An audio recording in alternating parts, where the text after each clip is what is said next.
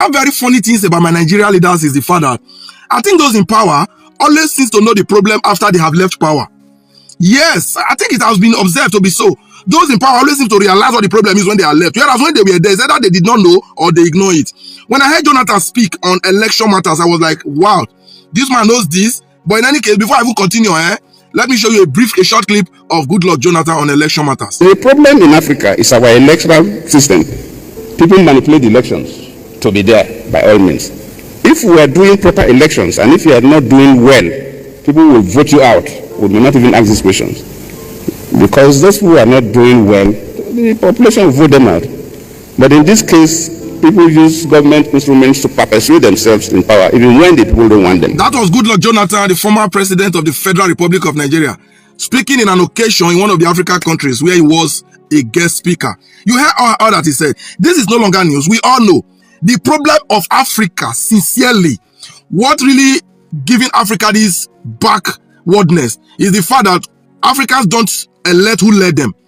Some animals somewhere using the instrument of government, according to what the former Nigerian president just said, to perpetuate all manner of electoral crime, electoral fraud, they force themselves on the people. That is why they will not perform. That is why they will not do anything, because they know that they can repeat same to return to power. It's that simple.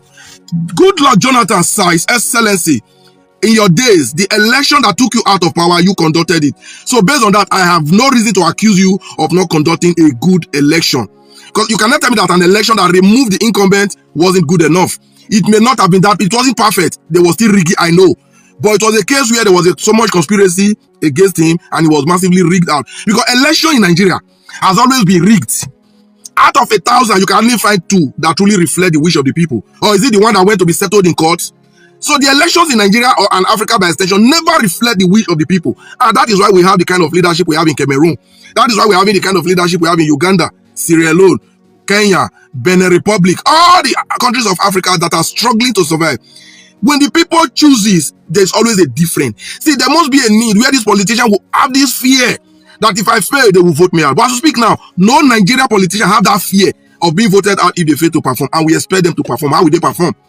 So you still think election matter doesn't concern you? It's okay. It's that you don't even know the importance of election.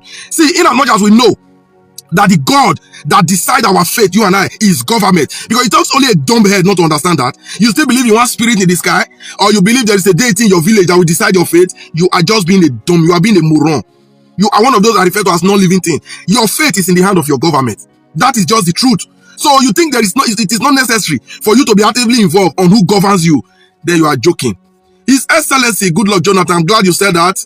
We heard it from you. And if every other African leaders knows this, what are you guys doing about it? As an elder statesman that you are now, what are you guys doing about Africa having a good election? It is certainly not enough to just stand and talk about it and get all the applause. What are you guys doing about it? And you as a fellow citizen, how ready are you to change the state of things in your country and the continent at large? Nigeria, Africa must have a good election. Exactly. Africa must have a good electoral system if they want to get it right. And now that someone like Goodluck Ebele Jonathan has realized the problem of Nigeria and Africa, what is he doing and his fellow elder statement to make sure that this problem is sorted out once and for all? Election is the problem of Africa. Election is the problem of Nigeria. What are you guys doing to make sure that this election problem is sorted out once and for all? And on a serious note, what is actually going on? It appears that most of our leaders always notice the problem of the office or the country which they are pretending. Immediately they are out of power. Is it that there is something that is always covering their thinking faculty, hearing capability, listening and understanding what is actually happening? I've been at the format they are using to make it look like they don't understand what was happening when they are in office. In fact, what do you think? Share your thought with me on the comment section as I allow you to listen to other reactions of what is going on. But as you are listening to them, make sure you are sharing your thought. Share the video and also subscribe for more updates. And after that, I'll be back. Let's go there. The problem in Africa is our electoral system. People manipulate elections to be there by all means. If we are doing proper elections and if you are not doing well, people will vote you out. We may not even ask these questions. Because those who are not doing well, the population will vote them out. But in this case, people use government instruments to perpetuate themselves in power, even when the people don't want them. for you to run a state, you run a country, you need a bit of experience. It's not about punching computer or any smart device. So the young people, to succeed, you also need the wisdom and the knowledge of the older people. I will encourage young people to hold offices, including, of course, somebody of 20-something years can manage big businesses, can also manage the country, if you have good people working with you. We need to really have a constant discussion on democracy in Africa. If we don't, well, Bishop Kuka said that democracy don't die, but if we don't, the level of decline will get to a point that probably democracy will go into extinction. Do you think that those who are proposing and have been pushing and speaking with former President Goodluck Ebele Jonathan to join the PDP, they haven't consulted the legal aspect of it, if he can actually go ahead the remaining 4 terms of the South? That way, constitutionally, he will not return. They don't trust any other Southerner telling us that they would do 4 terms and not go again. They rather possibly Jonathan be the one there. So the legal perspective to it, do you think that had not been looked into before that was considered? Yes, as long as the court have not made a categorical statement on this particular issue, anybody can interpret it the way they want. Anybody can tell Jonathan what he wants to hear, but the onus is on the court to do justice to this matter so that it can be res judicata. But if they continue to drag Jonathan right, left, and center, when the chiefs are done, he will be the one to suffer it. Like I've said, I don't see how anybody can exonerate the fact that Jonathan has been sworn in twice. I don't see how. He was sworn in with Yaradua. Yes, he was sworn in with Yaradua. That means he has taken an oath of office. So, why will anybody now want to separate it? How? Is it not a fact that Jonathan ran twice with Yaradua, and the one he ran with Sambo, Nanani Sambo, somebody like that? Namadi. Namadi. So, is there any doubt about that? Well, like Nigerian thing, they want to go and create a problem. When you say he was sworn twice, Yaradua passed on. Who was meant to take over after Yaradua? That's what I'm telling you now. That's what, because in the first place, it was a joint ticket. So somebody telling me now that it is not him. It was not him that was sworn in. There couldn't have been a Yaradua without a Jonathan. And I gave you examples. It's a joint ticket. There is no way you can separate it. So why does anybody want to tell me now that it was the Jonathan finished term that he completed? It's a joint ticket. It's just that Jonathan is the one at the head and he was deputizing. So the court will look at it. There are other issues, but those issues are not relevant here. If they are bringing Jonathan out of selfish interest, then it is not proper, because that's what is going on here. They want somebody who will do only 1 term and leave the stage. Is that not selfish? This other person who is even more qualified and more vibrant. Why are they not talking about him? It's a matter of signing an agreement, if at all. Now, Barrister, let's move on to Nnamdi Kanu's case, because I want us to talk about the whole situation with Pengaston. I don't understand why Nigerians are suffering for the fight of 2 elephants. 2 elephants are fighting. We that don't have power, we don't have oil well, we don't have anything. We're managing ourselves, now we just suffer. I don't understand. It's on the boom, it's spending me. So let's look at what's his name, Nnamdi Kanu's case. The Nigerian Medical Association, they've conducted the court-ordered health examinations on the detained leader. The Secretary General of the NMA, Dr. Ben Egbo, confirmed the development in an interview on Sunday. Now, the Federal High Court had ordered that the NMA, within 8 days, constitute a panel of medical experts to assess the health condition of Kanu. James Omotosho was one that ordered that. Now, the NMA Secretary General said the evaluation had been done as ordered by the court, adding that the report had been submitted to the Attorney General of the Federation. So they said they had 7 doctors with 1 person. For example, they had different fields of specialty in ophthalmology, neurology, neurology, gastroenterology, and other various areas of specialty. They went there, examined Kanu, and the committee wrote their report to us, and it was sent to the Attorney General of the Federation. The judge's ruling is following the application by Kanu to be moved from the custody of the Department of State Services to the National Hospital over what he described as his failing health. Now, Esther, why was this particular court order obeyed by DSS?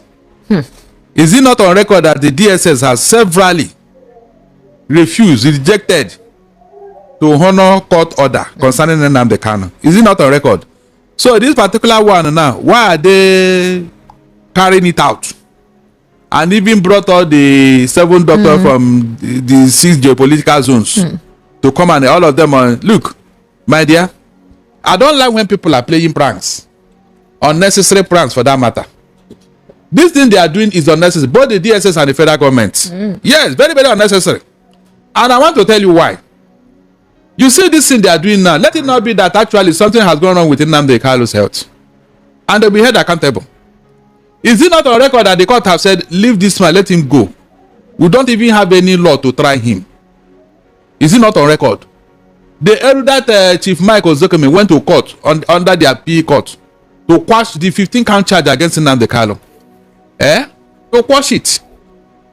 So, even the Supreme Court told Nnamdi Kalu to sue the federal government for what they did to him. He asked them to redo the case. I'm surprised that after the Supreme Court referred it to a lower court. Is that not the first time in the Supreme Court's history? Has it ever happened before? In fact, I am coming to tell the whole world and Nigeria what is going on here. All these things that we are doing, what was the meaning? What are they aiming at? Meanwhile, this man ought to be freed.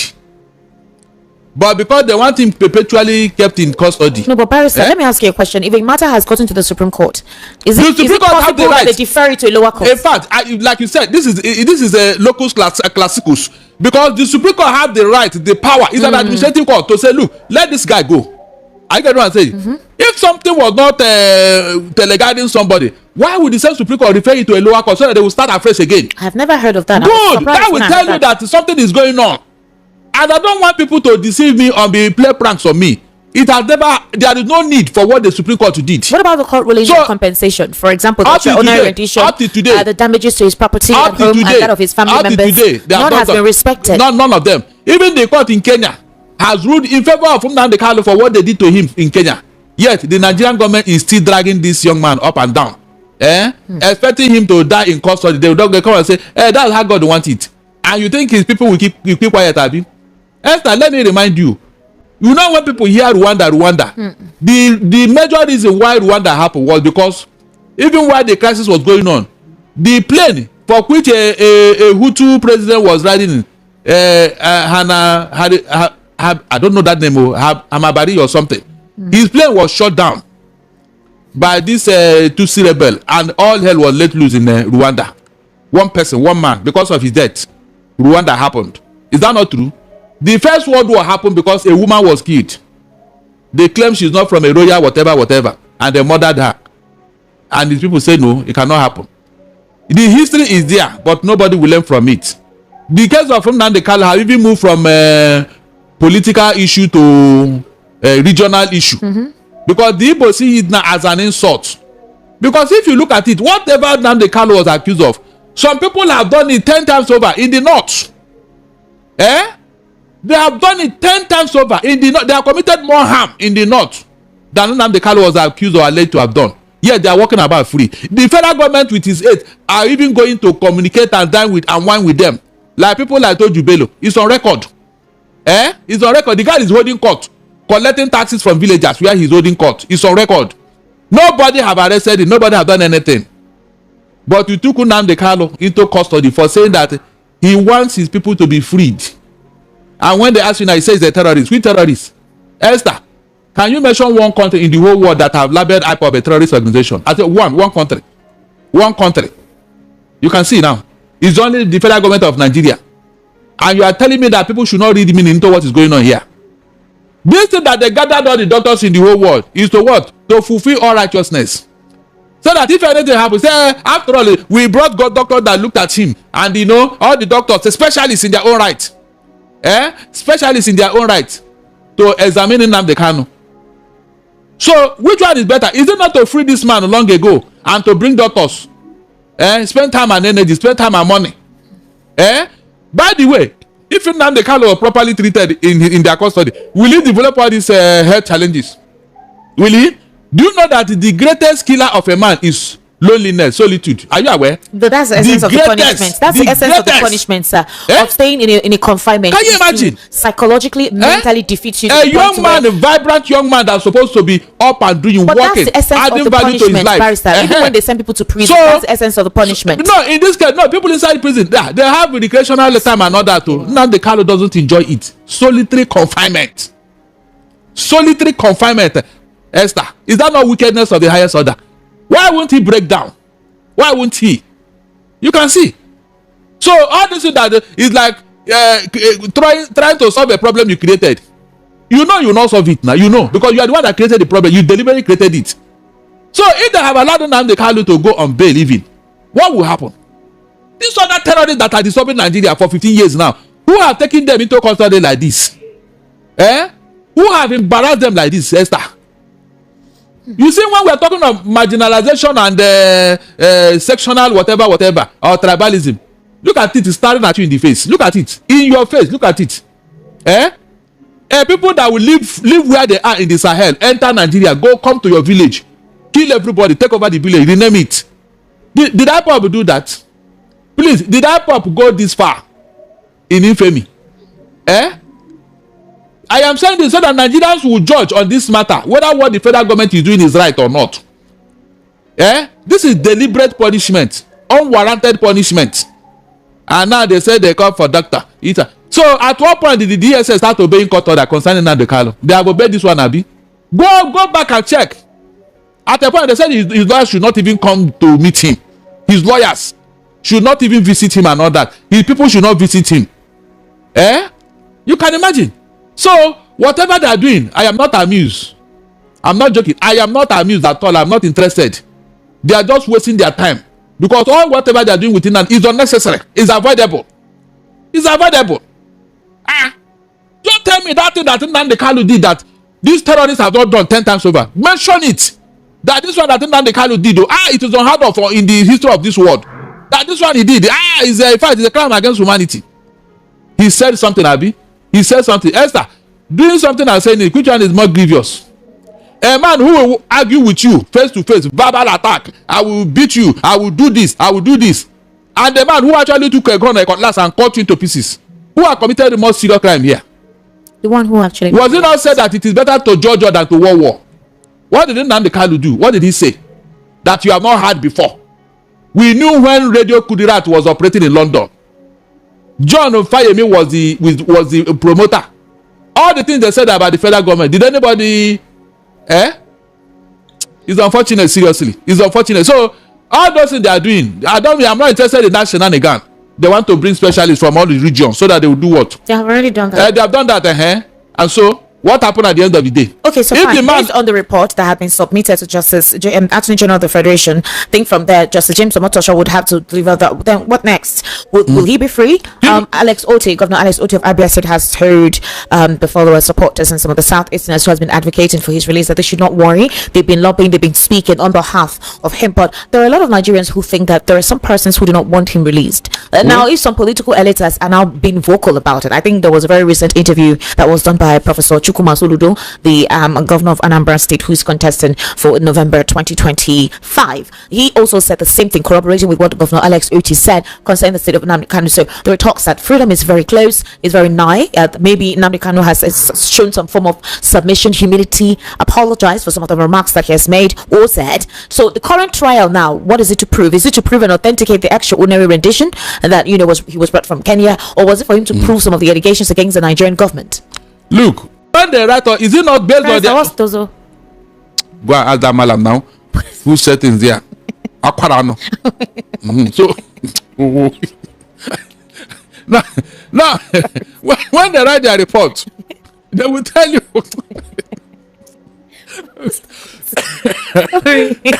Esther, today's Monday. I hope you know.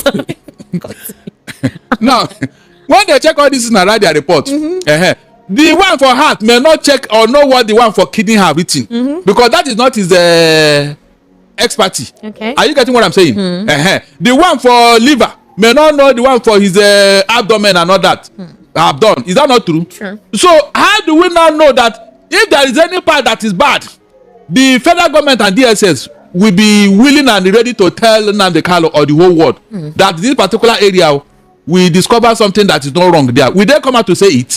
Esther, are you getting where I'm going now? Will they come out and tell Nnamdi Kanu that this part, your part, one of your kidneys have packed up? Will they tell him? Because of the backlash. So I am not sure that all the things they are going to find out will be revealed. That is my own thinking.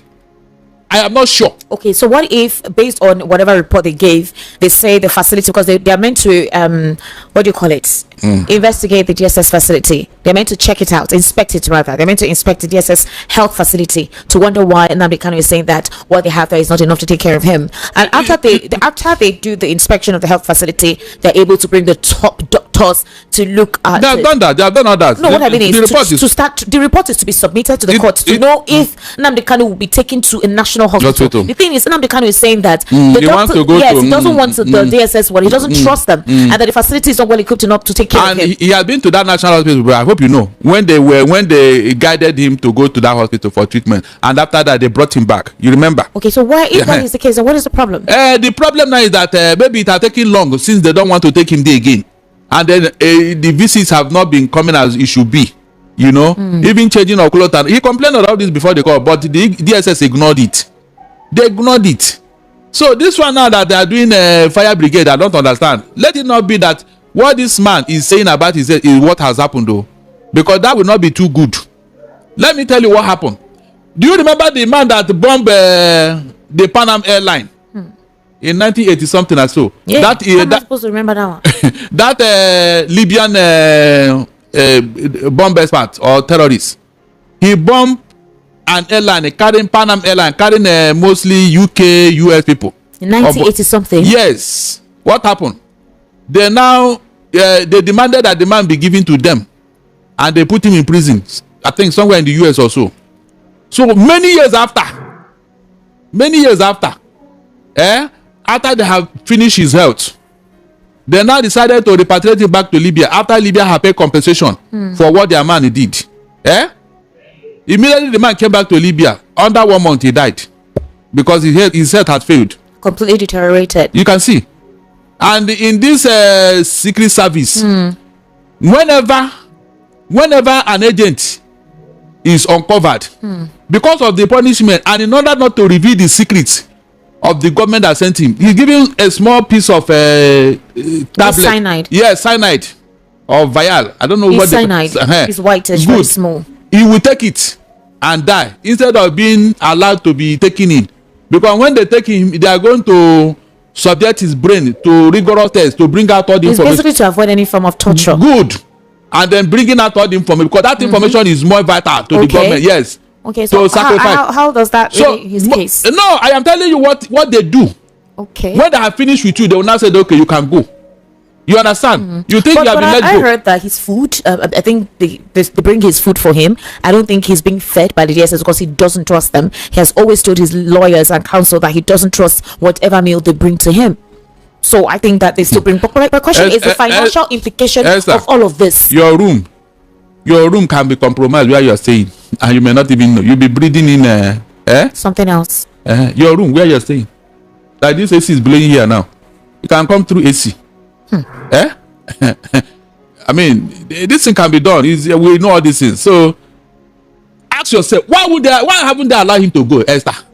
Is that not a vital question to ask? Nigerians should be asking. Why are you keeping Nnamdi Kanu inside the detention after the court have ruled? Why is he still in detention? Meanwhile, you are rehabilitating the real terrorists in Nigeria. Nigerians that have conscience, can you ask the federal government why this double standard? The real terrorists that are destroying Nigeria, destroying human lives and property, you are pampering them. You are dining and whining with them. Meanwhile, Nnamdi Kanu that is saying, no,